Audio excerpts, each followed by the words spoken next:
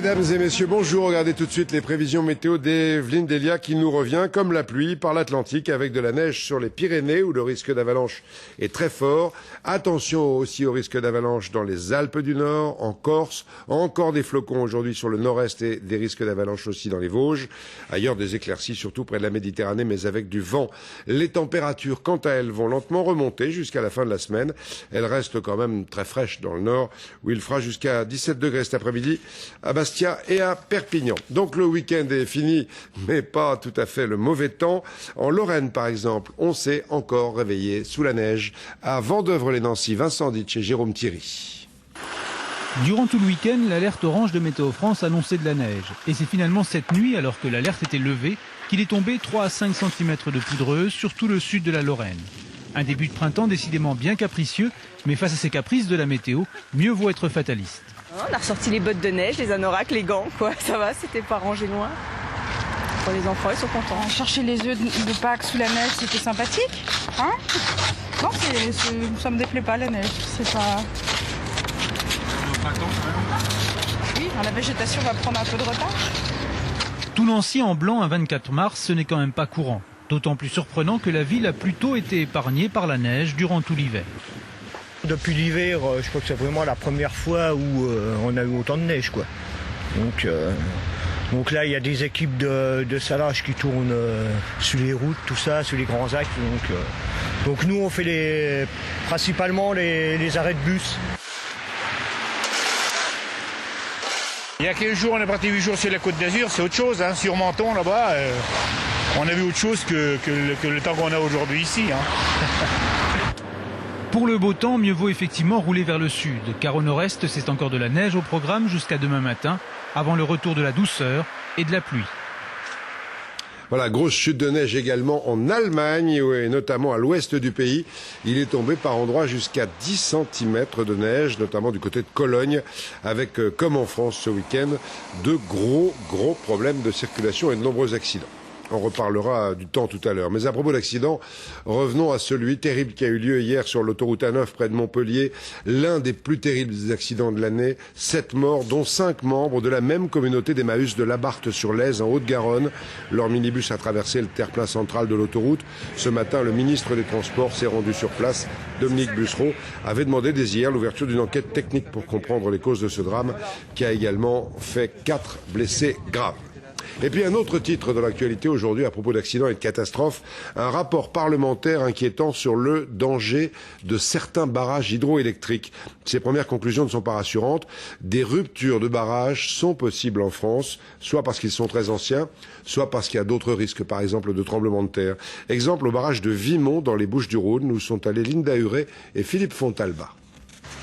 Le barrage de Vimont, près d'Aix-en-Provence. Une retenue de plusieurs millions de mètres cubes d'eau mise en service en 1952. Ici, au Tolonnais, nous sommes en contrebas du barrage. Les habitants connaissent les risques et savent qu'en cas de problème, la commune peut être inondée.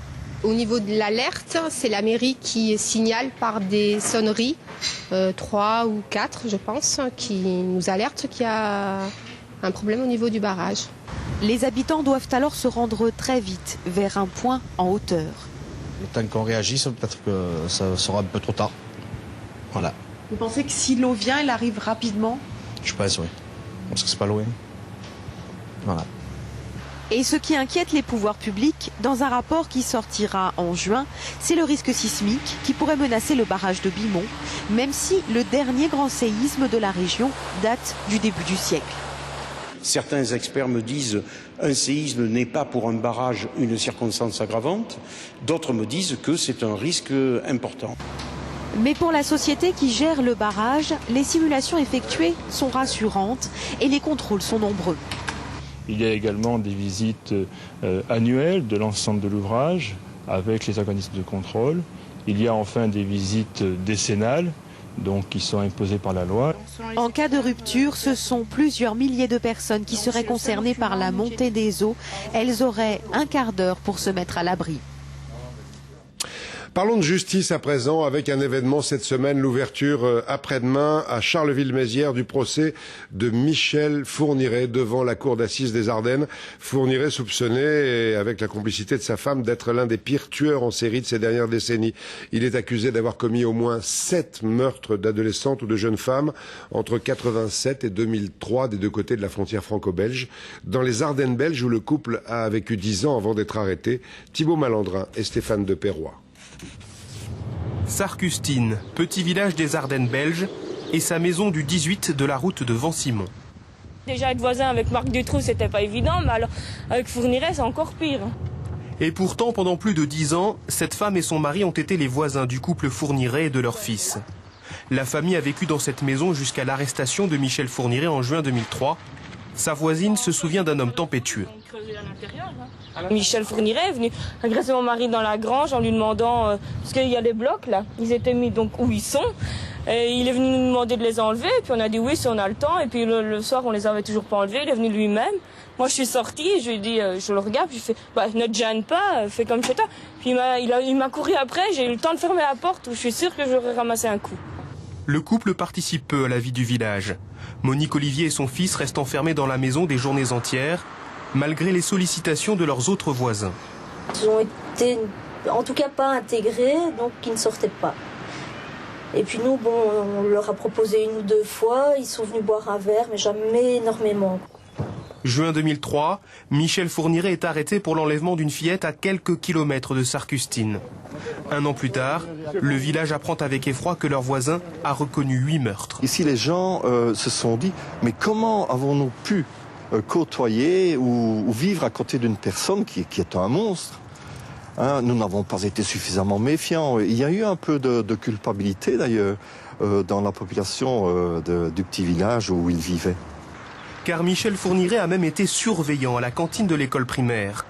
Pendant les 10 ans où il a vécu ici, il est accusé d'avoir enlevé et tué 2 jeunes filles de l'autre côté de la frontière, en France, en 2000 et 2001. Voilà, et le procès qui commence après-demain.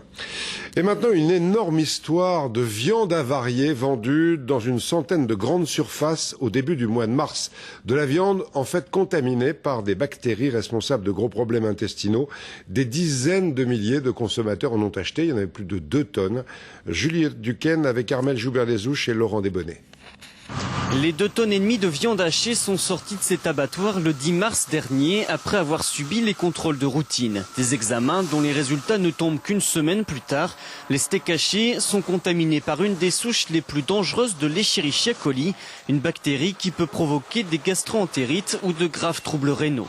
Le temps de vérifier ces analyses et de prévenir les autorités compétentes, l'alerte est donnée en fin de semaine dernière. La marchandise a donc pu passer une dizaine de jours sur les rayonnages de 29 magasins Carrefour et 81 Monoprix à travers la France. Tous les lots ayant été vendus, la contamination concerne plusieurs dizaines de milliers de personnes. Carrefour a ainsi déjà rappelé 15 000 de ses clients. De nombreux cas de maux de tête et de vomissements ont été signalés, mais aucun malade sérieux. La cause de la contamination, quant à elle, n'est pas encore connue. Sachez qu'un numéro vert a été mis en place pour vous renseigner. C'est le 0800 773 800. Cela dit, toute la viande avariée, 2,5 tonnes, avec comme date limite de consommation le 18 mars. Ce problème de viande nous ramène au pouvoir d'achat des Français. Tous les produits alimentaires sont concernés par les hausses de prix. On le voit dans ce journal de jour en jour depuis des semaines. Donc aujourd'hui, parlons de la viande. Elle coûte cher. Est-ce que ça change nos habitudes? Reportage de Catherine Combe et Jean-Étienne Mac. Merci. Si autrefois manger de la viande était un geste quotidien, aujourd'hui cela devient un luxe. Les consommateurs, sans pour autant bouder les boucheries, y regardent à 2 fois et modifient leurs habitudes alimentaires. En consommant plus de volailles, par exemple, nettement moins cher que le bœuf ou l'agneau, ou bien en réduisant leur ration hebdomadaire de viande. Une fois la semaine, j'ai des clients qui viennent, qui se font plaisir, qui prennent un bon roast beef, qui prennent un bon morceau d'agneau, du veau de lait, des trucs comme ça. Mais ils ne peuvent pas tous les jours, c'est impossible. Moi, je n'en mange de toute façon pas beaucoup. J'ai encore diminué un peu. La viande de bœuf, je fais attention. Si c'est de la volaille, je prends plus parce que c'est quand même un peu moins cher. Alors, afin de regagner une clientèle qui fait défaut, les bouchers rivalisent d'ingéniosité, à l'image de celui-ci qui a ouvert en septembre dernier une boucherie libre-service. La viande est préparée et conditionnée le matin sur place par des bouchers et mise en rayon. Avantage par rapport à une boucherie traditionnelle, les prix sont inscrits en gros sur chaque produit. C'est surtout une histoire que les gens peuvent voir le prix sur chaque barquette. C'est-à-dire que quelqu'un qui rentre avec 10 € chez nous prend une barquette qui coûte 5 ou 6 €. Il sait très bien qu'en passant à la caisse, on lui redonnera la différence et il n'aura pas de surprise. Ce nouveau système, avec une main-d'œuvre à mi-temps, permet à ce commerçant de baisser ses prix. La viande achetée dans cette boucherie libre-service est 20% moins chère qu'ailleurs. Toujours lié au portefeuille et au pouvoir d'achat, le prix de l'essence a atteint des sommets, vous le savez, la semaine dernière, en suivant d'ailleurs celui du pétrole. Hier soir à New York, sachez qu'il a un peu baissé à 100 $ le baril. En attendant, ça coûte encore très cher de faire le plein et les automobilistes recherchent de plus en plus le meilleur prix. En Indre-et-Loire, Olivier Bertrand et Pascal Chély. Si le site comparatif du ministère des Finances ne permet pas de faire baisser les prix, cela se saurait, il permet de trouver en revanche la station qu'il vaut mieux éviter, la plus chère du moment dans chaque département, ici à Tours. Actuellement, c'est plus haut, n'a jamais été aussi haut. En France, ça fait 10 francs du litre, en moyenne. Vous savez qu'on n'a jamais imaginé qu'on pouvait arriver à 10 francs du litre? Il y a 20 ans, non, bien sûr, mais aujourd'hui, vu le niveau de la vie, ça suit. Heureusement, le site comparatif propose aussi la moins chère. 19 centimes d'écart sur le gasoil et presque 30 centimes sur l'essence, soit 2 francs quand même par rapport à notre record. Seul défaut, il faut faire de la route. Beaucoup. 110 km aller-retour. Autant dire qu'entre le carburant dépensé et l'usure de la voiture, mieux vaut être du coin. Et pourtant, même ici, les automobilistes se plaignent. 66,73 € pour 55 litres, quoi, ça fait cher, quoi. C'est quand même une très bonne augmentation, je trouve. Hein? C'est beaucoup trop cher, hein. On peut plus voyager, on peut plus rien faire. C'est fini. J'évite d'aller loin. Au fond, le site comparatif montre surtout qu'entre ces deux extrêmes, l'essentiel des stations d'un département se tiennent à moins de 5 centimes d'écart. Alors faire jouer la concurrence, mais quelle concurrence ? Il faut savoir que la marge de manœuvre concernant les prix du carburant est très étroite. Tout le monde sait que les distributeurs ont simplement quelques centimes d'euros de marge. Le vrai prix des carburants, tout le monde le sait, dépend bien sûr des taxes et des pétroliers. Mais là, rien sur le site. Ni sur les profits des pétroliers, ni sur les taxes. Comparer les prix des carburants en France et dans les autres pays européens, souvent moins taxés, serait pourtant aujourd'hui plein d'intérêt. Autre chose, un déplacement de Nicolas Sarkozy ce matin à Tarbes dans les Hautes-Pyrénées. Voyage sur le thème de l'insertion professionnelle des personnes handicapées. Avec le ministre du Travail, Xavier Bertrand, le chef de l'État a rencontré des salariés handicapés dans une usine Alstom. Il est allé aussi à la mairie de Tarbes. Le président a rappelé que la loi impose aux entreprises de plus de 20 salariés d'avoir un quota de 6% de salariés handicapés. Un chiffre rarement atteint en fait dans la réalité. Une actualité sociale dominée aussi ce matin par les derniers préparatifs du versement exceptionnel de 200 € aux personnes âgées bénéficiaires du minimum vieillesse. Ces 200 € promis par le président de la République seront versés au plus tard le 31 mars. 600 000 personnes vont toucher cet argent. Armel Hanou et Éric Vaillant. Annoncé début février par Nicolas Sarkozy, le versement exceptionnel de 200 € aux bénéficiaires du minimum retraite commencera demain et s'échelonnera sur une semaine. Première fleur du printemps, mais pas encore de quoi faire un bouquet. C'est toujours mieux que rien. Mais c'est pas suffisant. Avec les loyers qu'il y a maintenant, ils ne peuvent plus s'en sortir, les retraités, c'est plus possible. Le versement se fera par virement bancaire ou par lettre chèque. Lorsque des conjoints remplissent tous les deux les conditions, ils toucheront tous les deux ces 200 €. Par ailleurs, cette prime sera également versée aux bénéficiaires de l'allocation viagère, aux rapatriés âgés. Pour le seul régime général, ce sont ainsi 400 000 personnes qui recevront cette avance sur la revalorisation du minimum vieillesse. Il s'élève actuellement à 628,10 € par mois pour une personne seule, 1126 € pour un couple. Dans les mois à venir, il devrait être augmenté à 660 € pour atteindre 785 € par mois en 2012. Toujours dans l'actualité sociale, suite dans ce journal d'une série d'enquêtes entamées hier avec nos confrères du magazine Pleine Vie sur toutes les questions qu'on se pose, et il y en a beaucoup, avant de partir en retraite. La première est bien sûr de savoir combien on va toucher, on a vu ça hier. La seconde, c'est de savoir si pendant sa retraite, on pourra quand même un peu améliorer ses revenus. C'est pas toujours facile. Denis Cadeau, Yves Le Bacon. Partir en retraite, c'est se retrouver libre de son temps, après 40 ans de labeur. Mais c'est aussi perdre en moyenne le tiers de ses revenus, même en additionnant retraite de base et retraite complémentaire. Certains s'en accommodent et réduisent leur train de vie. D'autres, qui avaient à la fois assez pour vivre et pour mettre de l'argent de côté, se sont constitués un petit patrimoine pour leurs vieux jours, le plus souvent à base d'assurance vie, le placement d'épargne préféré des Français. Mais pour cette conseillère en finances personnelles, la seule règle générale pour compléter sa retraite, c'est de s'y prendre très jeune. Il faut, dès 30 ans, dès qu'on commence à travailler, en fait, se préoccuper de ce sujet-là. Si tôt. Si tôt, oui. Ce couple de l'Essonne, retraité depuis 2003, s'y est pourtant pris beaucoup plus tard. Mais le mari était patron d'un magasin revendu à un bon prix. Heureusement, car son épouse, qui est partie en même temps que lui, ne touche pas encore sa pension, car elle n'a pas 60 ans. Maintenant, je profite à fond de moi, de mon mari, de mes enfants et petits-enfants. Je ne regrette rien, sauf bien sûr que le problème de revenus. Mais on a trouvé une solution quand on a vendu notre entreprise. Car l'argent de leur ancien commerce a été placé dans plusieurs contrats d'assurance vie dont ils touchent maintenant les intérêts chaque trimestre. Notre souci, c'était de préserver le capital, d'avoir un revenu moindre peut-être, mais surtout de préserver le capital. De toute façon, on ne va que sur des choses sécuritaires. La sécurité pour un couple de futurs retraités est souvent aussi associée à un placement immobilier, notamment dans une petite surface en ville, facile à louer. Ces clients-là achètent des petites surfaces, studio, 2 pièces, qui, à coup sûr, leur apporteront un revenu le jour de la retraite.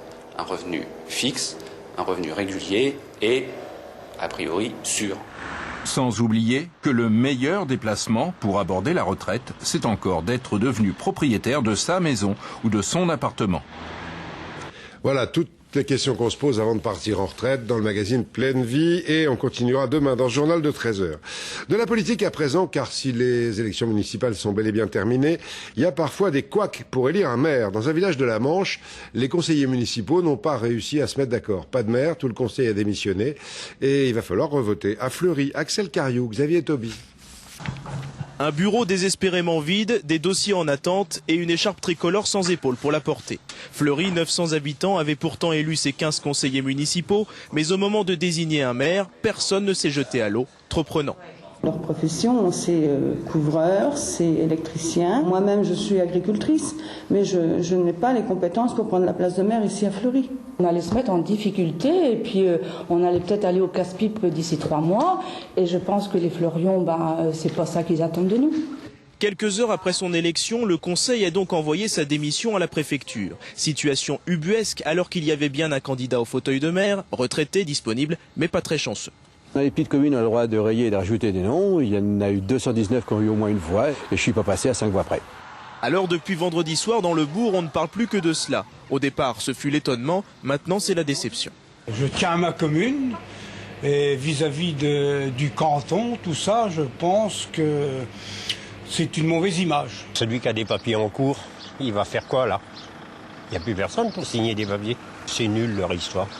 La préfecture va nommer 3 délégués pour administrer la commune en attendant un nouveau scrutin d'ici à 2 mois. L'ancien maire, qui souhaitait profiter de sa retraite, veut bien repartir s'il le faut, mais il se murmure qu'un candidat sérieux serait cette fois-ci sur les rangs. Toujours dans l'actualité des régions, une histoire bien curieuse dans un chantier naval de Loire-Atlantique. On y attend depuis des mois l'autorisation de livrer un gros bateau qui a été construit là-bas, et ce bateau doit naviguer sur le lac Léman. Entre la Loire-Atlantique et le lac Léman, il n'y a pas d'autre moyen que d'y aller par la route. Pas d'autorisation pour l'instant. À Nord-sur-Erdre, Laurent Giraudino, Bruno Grégoire. Dans ce chantier naval de Loire-Atlantique, voilà un bateau prêt à être livré. Coques et passerelles doivent traverser la France par la route pour servir de navire à passagers sur le lac Léman. Mais voilà, depuis la livraison de 2 autres bateaux identiques, les travaux du TGV Paris-Genève empêchent le convoi d'emprunter l'itinéraire habituel. Et pour 19 km d'autoroute interdite à tout convoi exceptionnel, le transporteur doit allonger son parcours de plus d'1 tiers. Quand on voit qu'il est possible en 19 km avec des précautions d'usage que nous sommes prêts à faire, on nous impose de prendre un contournement de 400 km, dont 160 km d'autoroute étrangère. C'est inadmissible de la part de la France. Et les problèmes ne sont pas terminés avec ce très long itinéraire bis. On bloque encore sur une petite portion d'1 kilomètre d'autoroute juste avant la frontière. Toutes les demandes administratives sont restées vaines depuis 4 mois. Nous sommes maintenant à 2 jours d'un départ prévu pour une livraison dans les délais, sans quoi le chantier risque d'être paralysé dans l'activité de 40 employés. C'est notre travail qui est en jeu, au jour présent et les jours prochains. On a l'impression que c'est l'administration un peu qui est contre nous, quoi. C'est vraiment du gâchis. On est dans une situation, dans une impasse, où il faut absolument que ça parte. Car s'ajoute aussi un problème de calendrier. Pour que le convoi traverse la ville de Bâle dans 2 semaines, selon l'organisation suisse, le bateau doit impérativement prendre la route jeudi, au plus tard. Je reviens à la météo. Tout à l'heure, on a vu qu'il neigeait encore beaucoup sur l'Est aujourd'hui, de la neige, mais aussi du froid dans d'autres régions. Dans le Languedoc-Roussillon, par exemple, les gelées nocturnes pourraient gêner les récoltes de fruits et en tout cas les fruits qui vont arriver. Les producteurs n'ont pas d'autre choix en ce moment que de réchauffer les arbres. À Jonquière, Saint-Vincent, dans le Gard, Jean-François Garcia et Jean Delguidis. C'est désormais une obligation pour eux. Ils sont 3 dans ce verger d'abricotiers et il leur faut déposer des chaufferettes pour la nuit. Car depuis la fin de la semaine dernière, les gelées sont fréquentes dans la région. On est passé de moins 0,5 à moins 3 à l'espace de 1 heure, quoi. C'est au mauvais moment, les abricots sont petits, le noyau, tant que le noyau n'est pas dur, tant qu'il y a encore de l'eau dans le noyau, c'est le moment le plus critique. Et pour cause, malgré les chaufferettes rallumées par endroits la nuit dernière pour faire remonter la température dans le verger, beaucoup de fruits tout jeunes ont été littéralement brûlés. À l'intérieur, comme on le voit ici, avec ce noyau minuscule de couleur marron, décoloré par le froid, cet abricot n'arrivera donc pas à maturité. Il a fait un mois de février trop chaud et donc on est en avance à peu près d'une quinzaine de jours et donc là on a subi un froid précoce et ces variétés qu'on va dire qui sont fragiles n'ont pas supporté, quoi. Certains producteurs d'abricots de la région auraient déjà perdu 20% de leur future production. Côté température, ils espèrent que le redout ne tardera pas à s'installer durablement, car les cerisiers, eux aussi, pourraient souffrir du gel. Même inquiétude dans tous les vergers de tout le monde. À propos de récolte, l'arrivée des premières asperges malgré le mauvais temps, c'est un signe du printemps, dit-on. Elles arrivent assez timidement à Aigues-Mortes dans le Gard. Patrick Houpert, Frédéric Bernheim. Depuis quelques jours, dans ces parcelles autour d'Aigues-Mortes, c'est l'effervescence. Sous ces bâches en plastique, au cœur de ces larges buttes de sable, les asperges commencent à pointer le bout de leur nez. Et comme ici, on récolte surtout l'asperge blanche, il faut l'accueillir avant même qu'on ne l'aperçoive. Voilà, vous voyez, là c'est légèrement monté. Voilà, il y en a une ici. Une bien blanche, il y en a même 2. Sous le sable, privé de lumière, l'asperge est toute blanche. Dès que sa pointe sort de terre et voit le soleil, elle rosit, et si on la laisse pousser, elle devient verte. Composée de 98% d'eau, c'est un produit fragile qu'il faut cueillir avec précaution. Et pour les connaisseurs, les blanches sont les meilleures. Dans notre pays, on préfère les blanches, elles sont beaucoup plus douces, beaucoup plus tendres. Nous, c'est nos préférés. Elles sont très très bien. On a eu de la pluie au bon moment, elles sont très belles, très grosses, et très tendres et très goûteuses. Ensuite vient l'étape du conditionnement. Tout est une question de rapidité, car pour être la plus goûteuse possible, l'asperge doit être consommée dans les 72 heures après sa cueillette.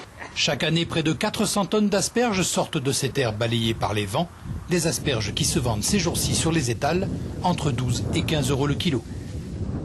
Voilà, ce petit tour dans la nature après le premier long week-end de l'année et malgré le mauvais temps nous donne quand même envie de penser aux autres week-ends à rallonge qui vont arriver et aux vacances de l'été prochain. Eh bien, ce week-end, il y avait une braderie consacrée au camping en Ille-et-Vilaine. 600 exposants, des milliers de visiteurs, toujours autant de succès depuis 13 ans à Noyal sur Vilaine. Hélène Massiot, Xavier Boucher. Je ne suis pas annoncé du soleil, mais on l'attend. Hein. Température 7 degrés, ciel gris, limite pluvieux, pas les conditions idéales pour faire du camping, encore moins pour convaincre les éventuels acheteurs. Et pourtant, les arguments sont eux bien au point. C'est du coton déjà. Moi je dis, on ne devrait pas acheter des toiles en nylon du style igloo. Je trouve que c'est une erreur.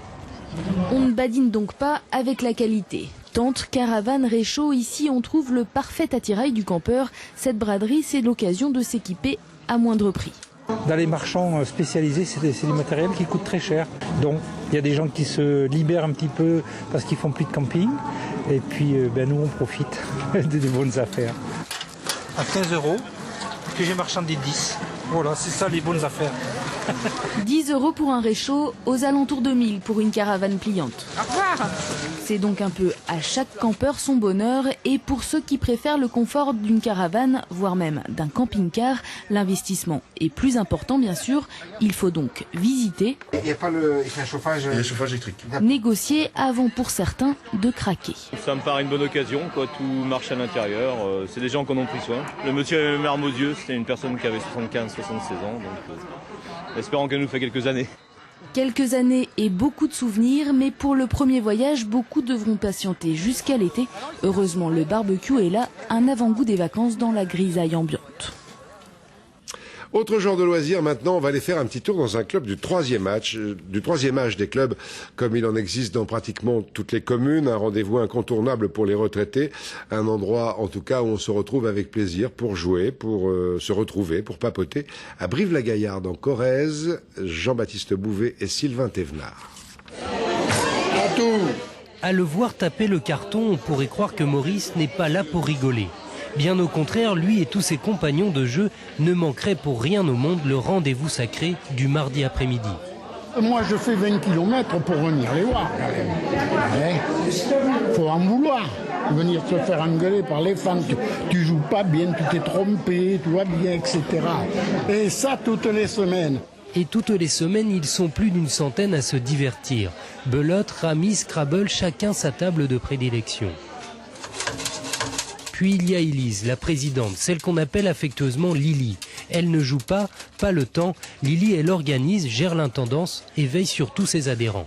Pour eux, c'est déjà rompre la solitude, passer un moment en famille, parce qu'en fin de compte, nous formons une petite famille, petite qui est même un peu grande aussi, parce qu'on s'amuse ensemble, on rit, on fait un petit peu les fous d'ailleurs de temps en temps, et puis c'est permis, je crois, à tout âge. Voilà. Une fois le goûter avalé à 16h30, vient l'heure du sport favori du club.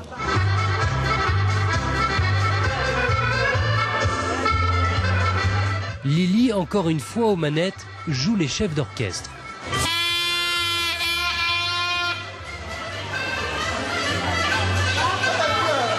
Le club briviste vient de fêter ses 32 ans. Ici, convivialité et complicité sont des valeurs pleines d'avenir. Sacrée ambiance en tout cas. La France, deuxième pays européen au tableau des médailles des championnats d'Europe de natation. 12 médailles en tout, dont 5 en or.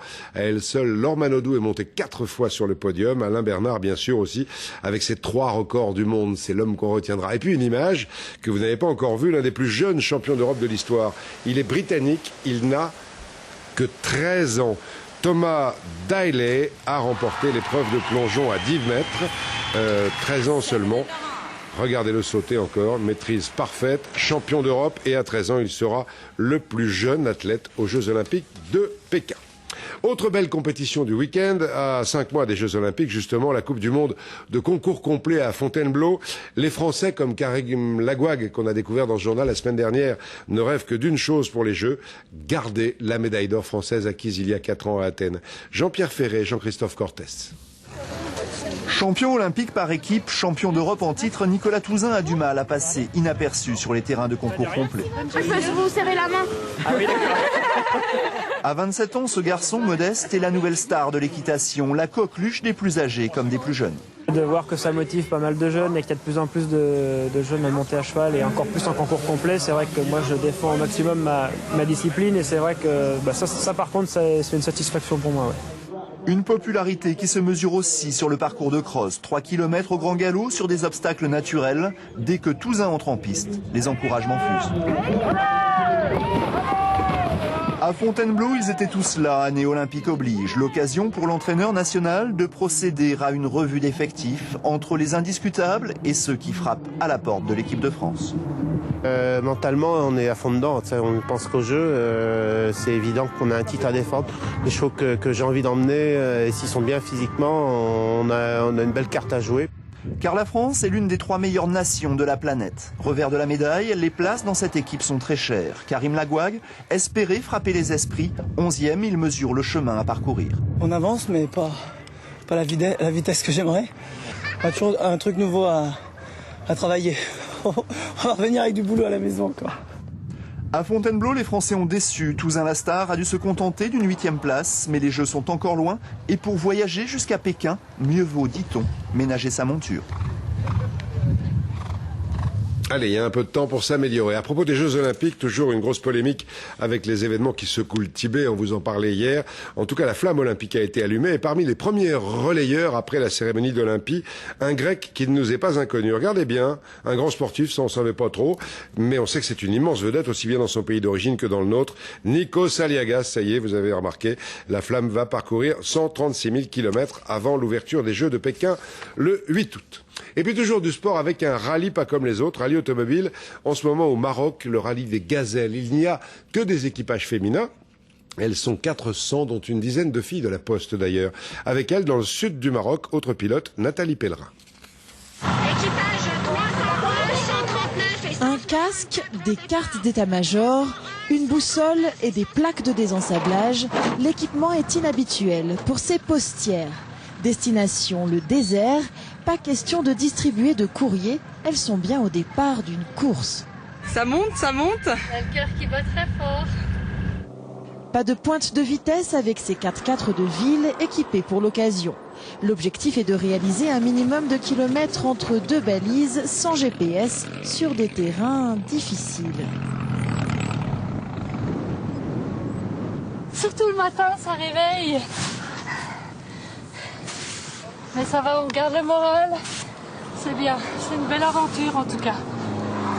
5 équipages de postières sillonnent le désert parmi près de 200 concurrentes. Elles ont été sélectionnées et formées, mais dans ces grands espaces, la moindre erreur de navigation peut se payer cher. Retour au bivouac de nuit et dans la tempête de sable pour les factrices auvergnates. On s'est perdu, on a tourné un peu en rond, on a paniqué. Donc du coup on a refait demi-tour pour retourner à la deuxième balise.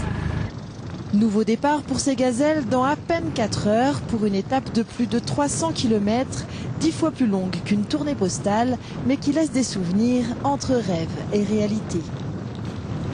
Et pour les amateurs de rallye et d'aventure et de jolies femmes, eh bien, il y a le rallye des gazelles tous les soirs sur TF1 vers minuit ou 1h du matin. Un beau salon cette semaine, le mondial du modélisme au Bourget. On y découvre 9000 maquettes et modèles réduits. Le modélisme, c'est souvent une histoire de passion. Hier, on parlait de figurines.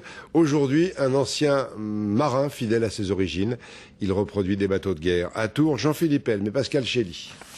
Dans son appartement, Serge commande 72 bâtiments de la Marine nationale, réplique très fidèle de navires réformés ou toujours en service sur les mers du globe. Sa fierté, le Charles de Gaulle à l'échelle 1/200e. Alors j'allais à bord tous les ans, au moment quand il était en construction à Brest. Et puis ma foi, quand j'ai eu les plans, là, je me suis mis à faire cette maquette qui m'a demandé quand même plus de 3700 heures de travail. Je me documente beaucoup, aussi bien pour la fabrication de la maquette, ainsi que le rôle que jouent nos marins qui sont embarqués sur des grosses unités comme le Charles de Gaulle. 3 années de patience pour le porte-avions et une volonté, être précis dans les détails. Toutes les maquettes sont présentées en situation, certaines sont presque pédagogiques. Ce sous-marin nucléaire d'attaque offre ainsi ses entrailles aux visiteurs pour qu'ils puissent s'imaginer la vie à bord. Un diorama du même bâtiment est actuellement en chantier dans la cuisine au moment où il refait surface. Le commandant et le second sont à la manœuvre. Serge n'achète que les personnages, tout le reste est fait maison. Et tout ça, c'est de la récupération. Je n'achète rien. Ça, c'est 2 morceaux de cartes de téléphone que j'ai collés là sur les... Et puis...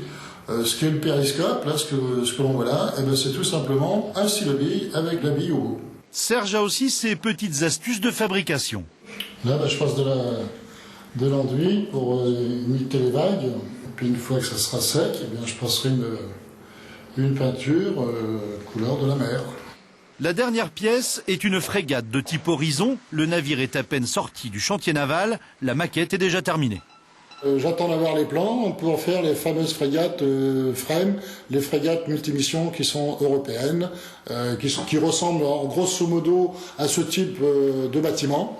De son appartement, l'ancien marin voyage. Il sait en permanence sur quel océan naviguent les bateaux de guerre originaux de sa flotte miniature. Je reviens à l'actualité de cette matinée avec un autre engin qui n'a rien à voir avec une maquette, la navette américaine. Endeavour a terminé sa mission dans la Station spatiale internationale. Elle a duré 12 jours. La navette s'est décrochée ce matin pour rejoindre la terre ferme en Floride demain soir. Un équipage reste à bord de la station, mais la navette revient sur Terre avec le Français Léopold Eyarts, qui était là-haut depuis un mois pour installer le laboratoire européen Columbus. Peut-être a-t-il vu tomber la neige ce week-end. Elle est tombée partout, on l'a vu tout à l'heure du côté de Nancy. Il a neigé aussi dans le Puy-de-Dôme. On n'avait pas vu autant de neige depuis au moins un mois. C'est carrément le retour de l'hiver. À Lachamps, Annie-Laure Petit et Jean-Sébastien Vivicorsi. À 1000 mètres d'altitude, la petite commune auvergnate de Lachamps s'est encore réveillée sous 25 cm de neige. Alors pour bien commencer la journée, il faut déblayer la neige. Cela fait 3 jours qu'elle tombe et il faut trouver une technique. C'était un tracteur agricole, quoi. Et ils ont investi dans un tracteur premium pour pouvoir déblayer les parkings, quoi, pour que les gens puissent accéder. Hein. Normal. On se débrouille avec des outils souvent plus modestes mais indispensables. Ici, le montagnard ne sort pas sans sa pelle. J'ai 83 ans et ça commence à faire. C'est du sport? Oui. Oh, ça fait pas de mal. Des saisons, ça fait partie. Et il faut des saisons de toute façon. Oui, il faut des saisons. Moins 1 degré tout de même en milieu de matinée, mais pour certains, c'est le moment idéal d'une petite balade. C'est le grand air, c'est le calme, la tranquillité. Il y a tout, quoi. On n'a pas besoin de partir en vacances, on est en vacances ici. Et le plaisir favori des vacanciers un petit matin d'hiver, ou plutôt un petit matin de printemps façon Auvergnat, c'est d'abord se réchauffer devant un bon feu de bois.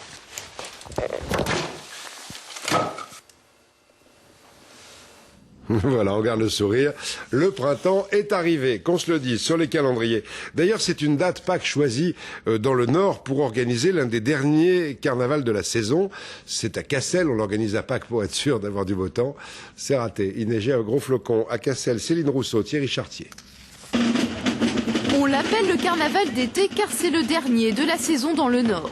Mais cette année, surprise, la neige s'est invitée à Cassel. Pas de quoi décourager les carnavaleux, comme on dit ici, ni les Gilles de Binche, venus rendre une petite visite. Mais cette année, la vedette leur est volée par les géants de la ville, Rose Papa et Rose Maman, qui font leur sortie annuelle.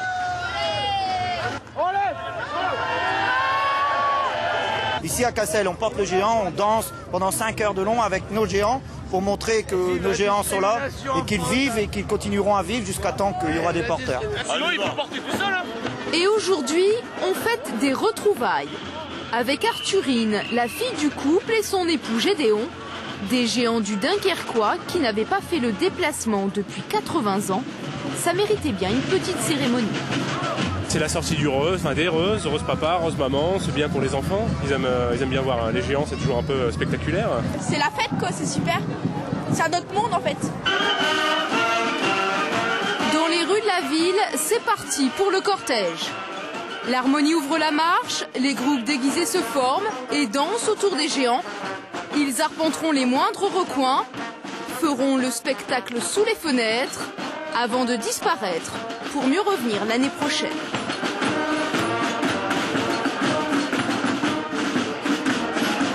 Sacré ch'ti, on aime toujours autant la fête dans le Nord. En tout cas, on sort d'un week-end de 3 jours et il n'en faut pas plus parfois pour nous donner quelques idées d'évasion. Jolie série dans ce journal depuis hier pour découvrir quelques gîtes assez étonnants. Hier, un gîte où on se faisait masser. Aujourd'hui, un moulin à vent du XVIe siècle dans le Lot-et-Garonne à Cauzac, Christelle Bonnet et Sébastien Audelat. Juste au cœur de ces grands espaces, il existe un endroit sur le plateau du Quercy où le temps s'est arrêté. Là, un petit moulin déploie fièrement ses ailes pour conter son histoire aux hôtes de passage. Si le fait est possible, c'est grâce à la bienveillance de la famille Guillot, tombée sous le charme du petit moulin il y a 15 ans. Ce moulin qui était complètement enfoui dans des broussailles, les arbres poussaient dedans, il n'y avait absolument plus rien. Nous avons toujours eu envie de le restaurer. Et avec mon mari, comme nous sommes un petit peu fous quelque part, eh bien nous avons décidé de le faire. Transformer le lieu en habitation ne fut pas chose simple. Avec seulement ses 9 mètres carrés au sol, 4 niveaux ont été créés. Là, nous allons passer à l'étage du sanitaire. Voilà. Cuisine, salle d'eau, chambre et coin détente. À chaque niveau, une pièce de vie adaptée et aménagée à sa forme cylindrique. C'est quelque chose de concret qu'on a réussi à mener jusqu'au bout. Ça y est, ça c'est vraiment une réalisation importante pour nous. Les gens aiment, apprécient et tous les gens que nous avons reçus ici sont vraiment heureux. Dernière vérification avant l'arrivée d'un couple nantais dans le coin salon niché sous la toiture de bois de Red Cédar, refaite à l'identique. Bonjour Paulette, bonjour Christine. Adepte du tourisme vert, Paulette et Jean parcourent régulièrement 500 km pour venir se ressourcer dans ce petit havre de paix. C'est un changement de vie complet et c'est d'autant plus agréable, ça permet de se remémorer la vraie vie de ce moulin dans ses origines. Du haut de ces 4 siècles, un moulin à vent devenu gîte compte bien et pour des années abriter par temps calme ou sous le vent un grand nombre de visiteurs. Un gîte magnifique à voir ou à revoir sur notre site internet, vous le savez, et on continuera demain avec d'autres beaux endroits, d'autres belles idées. Et puis un autre grand bol d'or maintenant, bol d'air pour terminer ce journal, une jolie promenade sur la Loire avec quelques mariniers, une bande de copains en fait qui a fabriqué des bateaux pour profiter de ce fleuve magnifique et tranquillement tout au long de l'année. À Bréhémont, en Indre-et-Loire, on retrouve Annie-Laure Petit avec Pascal Chély. Il fait encore moins 3 degrés à l'aube. Rien qui ne puisse empêcher Robert d'embarquer, bien au contraire. Pas de bruit, de l'eau, le soleil, c'est la paix quoi. On est loin des soucis des terriens. Des ribes endormies et des couleurs pastel, l'idéal pour un tête-à-tête avec le fleuve. Là, la Loire, elle est pour moi tout seul. Mais tout à l'heure, ça me fera plaisir de la partager aussi. Une douzaine de matelots bien emmitouflés prennent le large. Ils sont enfants du pays, presque une famille. C'est notre vieux marinier, il a 80 ans. Il connaît la Loire par cœur. Je suis né sur l'eau, pour moi je vis qu'avec la Loire. Je pars en vacances 15 jours, 3 semaines, je reviens vite parce que ça me manque. Et ce qu'il préfère en hiver, ce sont les îles désertes. Enfin, pas tout à fait. Michel aime justement chercher ses habitants plutôt sauvages. Là, c'est la trace du castor, là. Ça, ici, ça. Vous voyez, là? Il a une queue plate, large comme ça. Pendant que notre Robinson joue les découvreurs, ses amis, eux, se réchauffent. Merci, Roger. C'est de la poire? La poire. Poire locale. Leur bateau aussi est local. On baisse les mains pour passer sous le pont. Ils ont construit leur tout cabané comme des mariniers de Loire, comme on le faisait encore au 19e siècle. Aujourd'hui, c'est pour le plaisir de voir le château de Langeais et de n'avoir aucune contrainte. On s'arrête quand on a faim. Mais là, vous voyez, pas de monte, rien, c'est ce qu'il faut, quoi. C'est ça la liberté. Ah, GG! Sur une nouvelle île, cette fois à l'abri du froid et du vent, l'équipage se retrouve autour d'un petit festin. Au menu, côte de porc marinée aux herbes accompagnée de pommes de terre de Touraine. Des petits bonheurs comme ça, tout simple. Un beau matin, on a eu un peu froid, maintenant on se casse une petite croûte sympa. Non, non, il n'y a pas de marine dans tout le pays, assurément, qui vaille la marine de la Loire, vraiment. Pour redescendre la Loire, on sort les voiles et là, on apprécie surtout le calme. C'est vraiment une journée qui fait du bien, quoi, qui fait du bien au corps et à l'âme. On est au milieu de la nature, quoi. Et on se dit qu'on a de la chance d'en profiter, quoi, et d'essayer d'en profiter tous les jours. Toujours cette impression d'être parti depuis très longtemps. Alors on flâne, on savoure jusqu'aux derniers instants. On peut être qu'amoureux de ça. Regardez ça, c'est beau. Regardez cette quiétude. La quiétude, c'est le mot. C'est le pied, quand même. C'est le mot. C'est le pied, quoi. Eh oui, c'est le mot et c'est des images magnifiques de Pascal Chély avec ce reportage d'Annie-Laure Petit. Avant de vous quitter, la bourse, elle était fermée depuis 4 jours. Ben regardez, sont revenus en pleine forme. Plus 3,09%. Il y a longtemps que ça n'avait pas monté autant. À 4673 points. Il y a un autre retour qu'on attend tous. C'est celui d'Evelyne Delia. On aura la chance de la retrouver dans une seconde. Je vous souhaite un très bon après-midi. Et Patrick pour votre revoir à 20h. Je vous souhaite un bon après-midi. À demain.